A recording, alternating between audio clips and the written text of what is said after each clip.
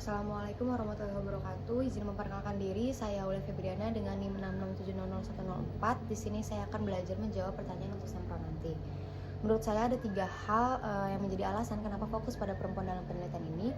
Yang pertama, menurut penelitian dari Saniah pada tahun 2003 lalu, perempuan ini seringkali berada pada posisi yang kurang berdaya dalam struktur sosial dan ekonomi. Dalam konteks prostitusi online, mereka mungkin menghadapi tekanan yang lebih besar, baik dari segi ekonomi maupun sosial, yang memaksa mereka untuk terlibat dalam aktivitas tersebut. Penelitian yang berfokus pada perempuan dapat mengungkap bahwa bagaimana dinamika kekuasaan dan gender berperan dalam mendorong mereka ke dalam prostitusi online. Yang kedua, Michel Foucault berargumen bahwa tubuh adalah objek kekuasaan yang dikendalikan oleh norma sosial, politik, dan ekonomi. Dalam konteks patriarki, tubuh perempuan lebih sering menjadi objek regulasi, pengawasan, dan eksploitasi dibandingkan tubuh laki-laki. Tulisan dari Cahyani dan Yulianti pada tahun 2021 lalu mengungkapkan bahwa prostitusi perempuan lebih distigmatisasi dibandingkan laki-laki. Masyarakat sering melihat pekerja seks perempuan sebagai penyimpangan moral, sementara laki-laki yang menggunakan jasa prostitusi jarang mendapatkan stigma yang sama.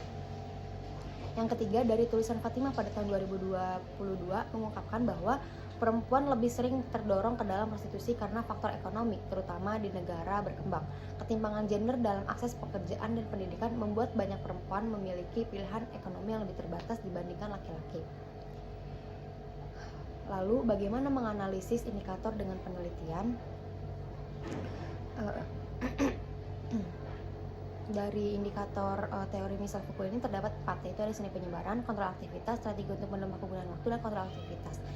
Dari seni penyebaran ini mencakup bagaimana aplikasi micet mendistribusikan pekerja seks dalam ruang virtual yang memungkinkan mereka untuk bekerja tanpa keterikatan fisik.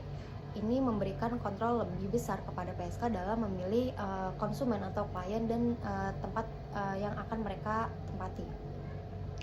Yang kedua, ada kontrol aktivitas, itu ada pada cara PSK untuk mengelola profil mereka dan merespons permintaan klien atau konsumen mereka.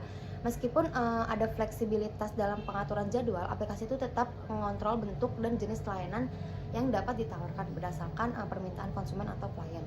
Yang ketiga, strategi untuk menambah kegunaan waktu, itu menggambarkan bagaimana PSK mengatur waktu layanan mereka untuk memaksimalkan pendapatan, yang mereka mungkin bisa memilih jam tertentu untuk beroperasi atau membatasi durasi layanan untuk melayani lebih banyak klien. Terus yang keempat, kekuatan yang tersusun ini terlihat dalam jaringan tidak resmi antar PSK yang menggunakan aplikasi. Meskipun bekerja secara mandiri atau independen, mereka ini saling berbagi informasi dan strategi, menciptakan kekuatan kolektif yang mendukung efisiensi kerja mereka. Terus bagaimana argumen Foucault mengenai teori kuasa tubuhnya? Michel Foucault berargumen bahwa tubuh ini bukan sekedar entitas biologis, tetapi ruang di mana kekuasaan bekerja secara halus dan sistematis. Dan kekuasaan ini tuh tidak hanya menekan, tetapi juga membentuk cara individu bertindak dan berpikir melalui disiplin tubuh yang mengontrol aktivitas dan kebiasaan seseorang agar sesuai dengan norma sosial. Dan dalam prostitusi online, kuasa tubuh ini terlihat dalam bagaimana aplikasi micet mengatur interaksi pekerja seks, menciptakan mekanisme kontrol digital yang membatasi pilihan mereka. Selain kontrol eksternal, pekerja seks juga menginternalisasi norma-norma tentang bagaimana mereka harus berperilaku untuk tetap diinginkan di pasar. Dengan demikian, kuasa tubuh bekerja secara tidak kasat mata, membentuk identitas dan tindakan individu tanpa paksaan langsung. Cukup sekian dari saya, kurang lebihnya mohon maaf. Wassalamualaikum warahmatullahi wabarakatuh.